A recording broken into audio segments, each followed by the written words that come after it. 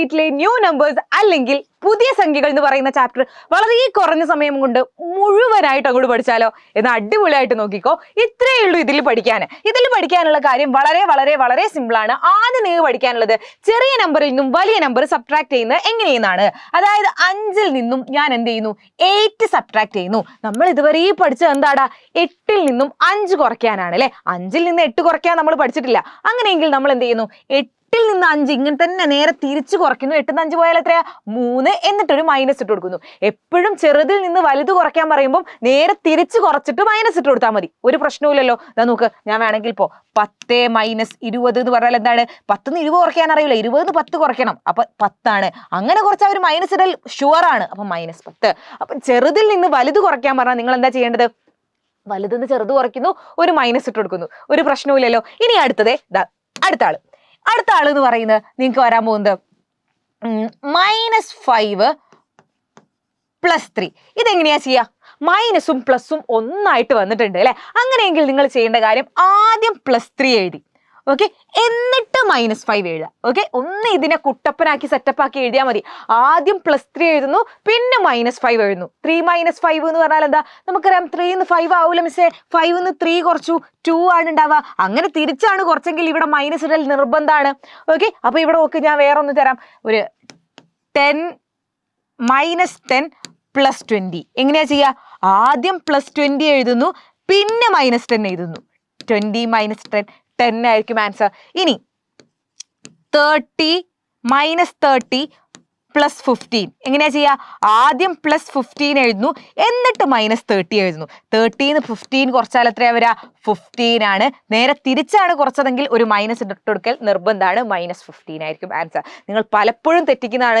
20 ഈ ഒരു new numbers പഠിച്ചു കഴിഞ്ഞാൽ 20 നിന്ന് 10 കുറച്ചാലും 10 നിന്ന് 20 കുറച്ചാലും ഒക്കെ ഒരു മൈനസ് ഇട്ട് കൊടുക്കും. ചെയ്യരുത് കേട്ടോ. എന്താ ചെയ്യേണ്ടത്, ഇതാ നോക്ക്, നേരെ തിരിച്ചാണെങ്കിൽ മാത്രമേ നിങ്ങൾ മൈനസ് ഇട്ട് കൊടുക്കാൻ പാടുള്ളൂ. ഒന്ന് ശ്രദ്ധിച്ചു വെച്ചോ. ഇനി അടുത്ത ലാസ്റ്റ് ഈ ഒരൊറ്റ ആളെയും കൂടി നിങ്ങൾ പഠിച്ചു വെച്ചാൽ മതി. അതായത് ഇപ്പൊ -5 - 3 എന്താ ചെയ്യാ, ഇത്ര മാത്രം ആലോചിച്ചാൽ മതി. നിങ്ങളുടെ കയ്യിൽ എത്രയോ ഒരു പൈസ ഉണ്ട്. ആ പൈസയിൽ നിന്നും 5 രൂപ ആദ്യം പോയി, പിന്നെ 3 രൂപ പോയി. ടോട്ടൽ എത്ര രൂപ പോയിട്ടുണ്ടാവും, 5 ഉം 3 ഉം 8 രൂപ പോയിട്ടുണ്ടാവും അല്ലെ. നിങ്ങളുടെ കയ്യിൽ എത്ര ഒരു പൈസ ഉണ്ടായിരുന്നു, അതിൽ നിന്ന് ആദ്യം 5 രൂപ പോയി, പിന്നെ 3 രൂപ പോയി. അങ്ങനെയെങ്കിൽ ടോട്ടൽ എത്ര രൂപ പോയിട്ടുണ്ടാവും, 5 ഉം 3 ഉം 8 രൂപ പോയിട്ടുണ്ടാവും അല്ലെ. ആദ്യം 5 രൂപ പോയി -5, പിന്നെ 3 രൂപ പോയി -3. ടോട്ടൽ എത്ര പോയിട്ടുണ്ടാവും, 5 ഉം 3 ഉം 8 രൂപ പോയിട്ടുണ്ടാവും. അതായത് -8 മൈനസ് ആയിട്ടുണ്ടാവും. ഇങ്ങനെയാണ് എഴുതേണ്ടത്. അപ്പൊ ഒരിക്കലും നിങ്ങൾ മറക്കൂലല്ലോ. -20 - 10 എന്ന് പറയുമ്പോൾ ആദ്യം പാവം 20 റുപ്യ പോയി, പിന്നെ 10 റുപ്യ പോയി, ടോട്ടൽ എത്ര പോയി, 30 റുപ്യ പോയി, -30. ഇങ്ങനെയാണ് കേട്ടോ എഴുതുക. അപ്പൊ ഈ 3 ആൾക്കാരെയാണ് നിങ്ങൾക്ക് ഈ ചാപ്റ്ററിൽ പഠിക്കാനുള്ളത്. ചാപ്റ്റർ കഴിഞ്ഞു ഇതാ ഇത്രേ ഉള്ളൂ നിങ്ങൾക്ക് പഠിക്കാൻ. ഇതിന്റെ വാലായിട്ട് ഒരൊറ്റ ആളെയും കൂടി നമുക്ക് പഠിക്കാനുണ്ട്. അതായത് ഇതിന്റെ സെയിം തന്നെ, പക്ഷെ ചെറിയൊരു വാലൻ. അതായത് ഈ വാലൻ എന്താ പറയുന്നതെന്ന് വെച്ചാല്, ഈ വാലൻ പറയുന്നത് ഇത്രയേ ഉള്ളൂ, 2 മൈനസ് അടുത്ത് വന്നു, 3 - -7 എന്തായിരിക്കും വരിക, 2 മൈനസ് അടുത്ത് വന്നിട്ടുണ്ടെങ്കിൽ നിങ്ങളൊന്ന് ആലോചിച്ച് നോക്ക്. 2 മൈനസുകൾ ഇങ്ങനെ അടുത്ത് വന്നു, മൈനസ് എങ്ങനെയായാലും പൊട്ടിപ്പോവും അല്ലെ. 2 മൈനസ് അടുത്ത് വന്നാൽ പൊട്ടിപ്പോയിട്ട് പ്ലസ് ആയിട്ട് മാറും.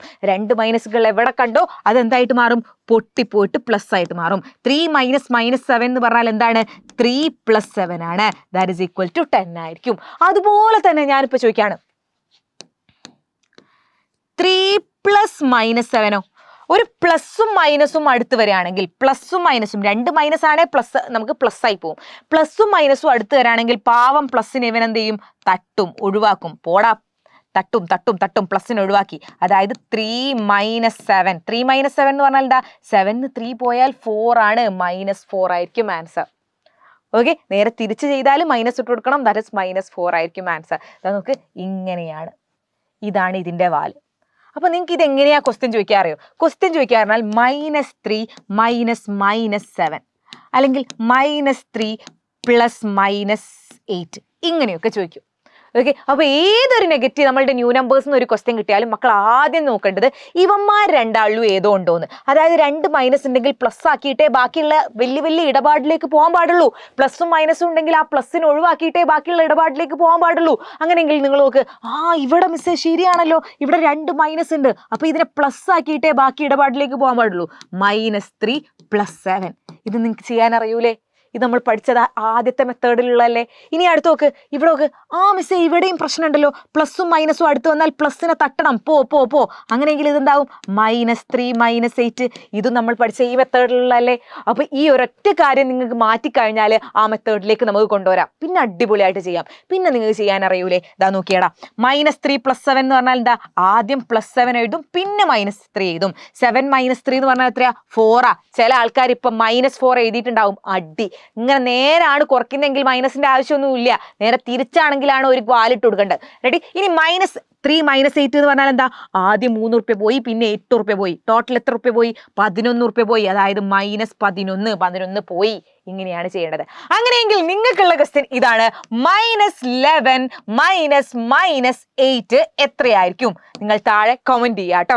അടിപൊളിയായിട്ട് ചെയ്തു നോക്കുക. സോ ഇത്രയും പഠിച്ചു കഴിഞ്ഞാൽ ഈ ചാപ്റ്റർ പഠിച്ചു. ഇത്രയും ചുരുങ്ങിയ സമയം കൊണ്ട് ഇങ്ങനെയുള്ള വലിയ വലിയ ചാപ്റ്റേഴ്സ് പഠിക്കാൻ ഞങ്ങൾക്ക് പറ്റുമെങ്കിൽ നിങ്ങൾക്ക് ഇനി വരാൻ പോകുന്ന 9ാം ക്ലാസ്സും അടിപൊളിയായിട്ട് പഠിപ്പിച്ചു തരാൻ ഞങ്ങളെ കൊണ്ട് കഴിയും. സോ അതിന് വേണ്ടിയിട്ടാണ് നമ്മൾ ഇപ്പോൾ തന്നെ ക്ലാസ് 9 സൂപ്പർ ബാച്ച് ലോഞ്ച് ചെയ്യുന്നത്. ഏപ്രിൽ 8 മുതൽ നമ്മൾ ക്ലാസ് സ്റ്റാർട്ട് ചെയ്യും കേട്ടോ. ഏപ്രിൽ 8 നമ്മൾ ബേസിക് ആയിട്ടുള്ള കാര്യം മുതൽ നമ്മൾ നിങ്ങൾക്ക് പഠിപ്പിച്ചു തരും. ഞങ്ങൾ നിങ്ങളെ ഉയർത്തിക്കൊണ്ടുവരും. ഇനി ഒറ്റ ക്ലാസ്സിലും നിങ്ങൾ ഒറ്റ എക്സാമിലും താഴോട്ട് നോക്കിയിട്ട് മാർക്ക് കുറഞ്ഞെന്ന് പറയേണ്ടി വരില്ല. അത്രയും അടിപൊളിയായിട്ട് ഇനി മുതൽ ഞങ്ങൾ പഠിപ്പിച്ചു തരും കേട്ടോ.